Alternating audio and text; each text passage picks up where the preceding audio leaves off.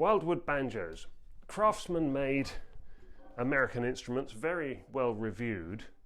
I had never heard of them until I saw one banjo advertised on eBay, and I googled it and I thought this has to be worth a bid. And when it arrived, I looked at the quality and I thought, how come I've never heard of this brand? Quite a long established West Coast American manufacturer of banjos, run by a bloke who is a contemporary of Jeff Stelling and Greg Deering, and yet I'd never heard of Wildwood, unlike Stelling, to say nothing of Deering.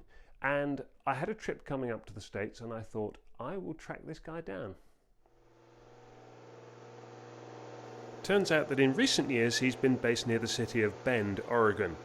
When I met him, he told me he was preparing to retire. So, time for an interview.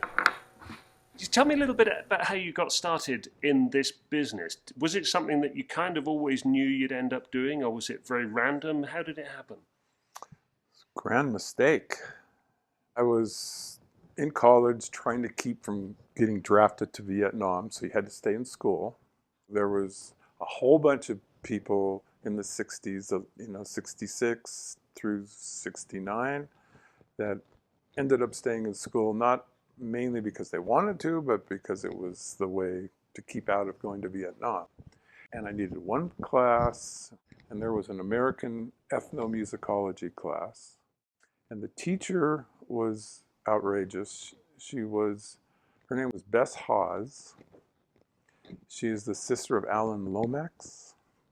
Yes, I know about the Alan Lomax, the field work and stuff. The field work, that he recorded all the American folk music he could. And so he was a contemporary of Woody Guthrie, Pete Seeger, Dave Guard of the Kingston Trio, and the Weavers, and all. And so she brought in all these musicians to play for us during this elective class. Were you already a guitar or banjo player? No.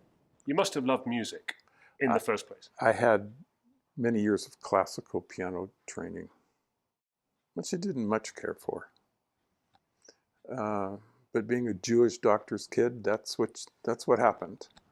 She got me just really enthused about the music, and I was looking for an old-time banjo, and they were very difficult to find, and there was some custom builders in LA at the time where I was, and I found one and commissioned him to make me a banjo. And during that process, I would hang out at his shop far too much, and he finally said, well, you're here every day, put this on. He gave me an apron, and we became friends, and I ended up working for him for a couple of years.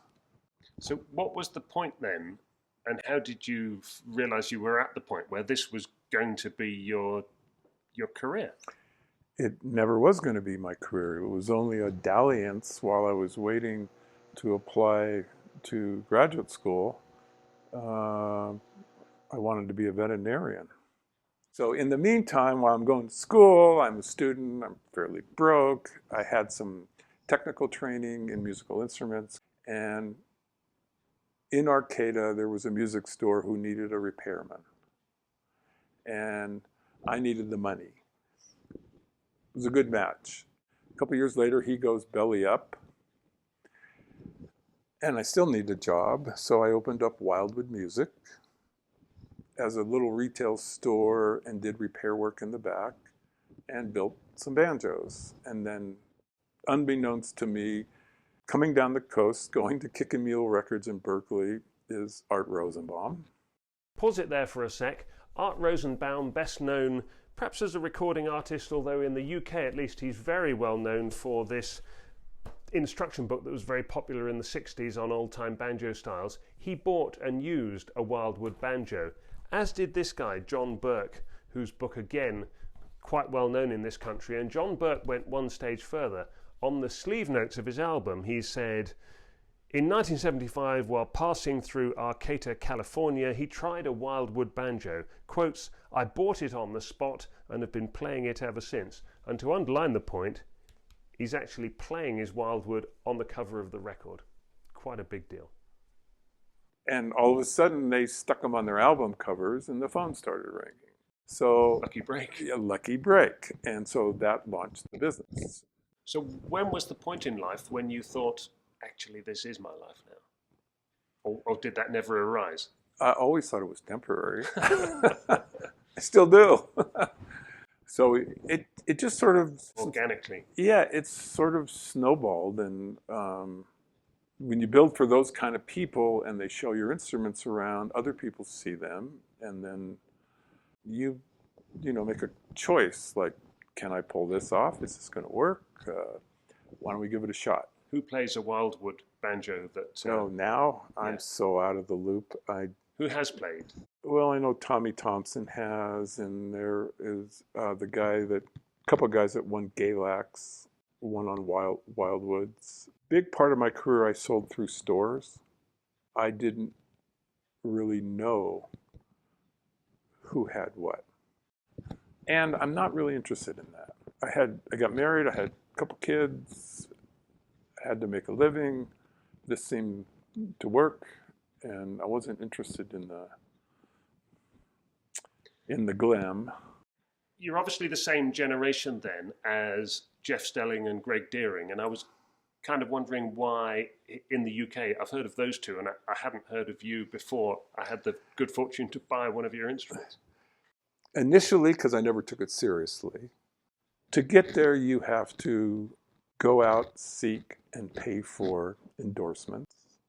You have to get guys on your side, and it costs not only money. I had a couple of bad experiences, actually. Doc Watson and Merle Watson were playing in a venue in town. I was there. They said, "Oh, we heard you make banjos," and I said, "Well, yeah. Could you bring a few to the set?" I said, "Sure." And so I brought a guitar and a couple banjos, and Doc was playing them, and he said, "Huh, this is interesting. Can you come to the hotel room after the show and bring some instruments?" I said, "Sure." So here I am in the hotel room. I'm sitting on the edge of his bed. Doc's playing the banjo. Merle was sitting there. And I thought, maybe I am arriving somewhere now. And he went, "Well, yeah, I really like this. This will work. This will great." And he says, "I'll take it." I said, "Well, I didn't tell you how much it was going to cost." And he looked at me, though he couldn't see me. He looked in my direction and said, "Son, it doesn't work that way." I go, "What are you talking about?"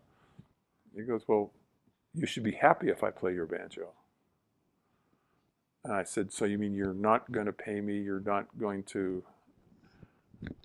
And he says, "No, of course not." And I said, "Well, are you going to endorse this? Can I use your name? Is there anything?" "No." And I said, "Well, what's in it for me?" And he says, "I'm Doc Watson. I'm going to play your banjo." And I said, "That doesn't work for me." And he was dumbfounded.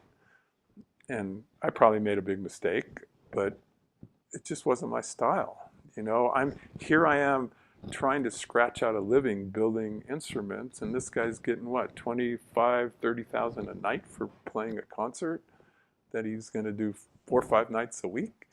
Do you think maybe somebody who would have gone on to be a better known banjo maker might have accepted that deal, such as it was? Any idiot should have accepted that deal. But do you think you really should have done? If I was a little shrewder, I probably could have used his name somehow. Because how would he have stopped you? Sue me. Right. I would have to have his permission. I wasn't going to get anything out of this. You've now decided that you are retiring. You haven't retired quite yet. You're winding down. When you look back on this career that you have had, is that a good 46, 47 years of working life? It's taken a lot of years to get there.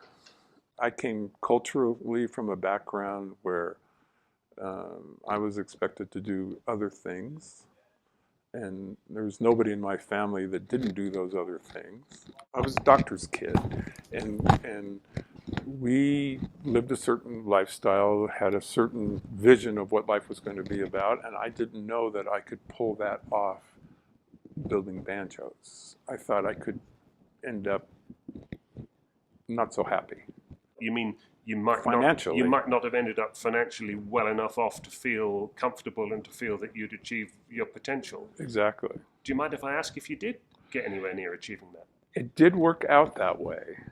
You were able to. Yes, I was able to raise a family, put kids through college, buy a second home, retire. Did I think that it potentially would allow me to do that along the way? No. So you chose a more sort of downshifted path in a way, or a more kind of freelance path to achieving that kind of end. Has that been a good path work-wise? Well, for me it was. I was more interested in making a living than I was about all the hype and the hoopla of becoming a main brand. I tried to build banjos that I thought people would enjoy playing, that were affordable. I don't build the $5,000 and $6,000 and $7,000 instruments that you see out there today. I don't really understand what makes them cost so much. And I've always been that way. And I haven't been the cheapest instrument, but I haven't been the most expensive. But I've always been one that is a real functional tool for a good player. The last thing I was wondering was just whether, in not following the path of becoming a doctor or a vet, did that cause family tension, or did your family reconcile themselves to the life that you did choose? Yeah, my father was fine with that. I'm not sure what my mother really felt about it, but when it became obvious that I could make a living doing this, that I could support my family, that I could live the kind of lifestyle that I was accustomed to, it took a long time to finally feel okay about making this kind of a choice. It could have gone horribly wrong. I was lucky, you know. I had some very lucky breaks in the beginning, and things just happened the way I would have never foreseen them to happen, and it worked out.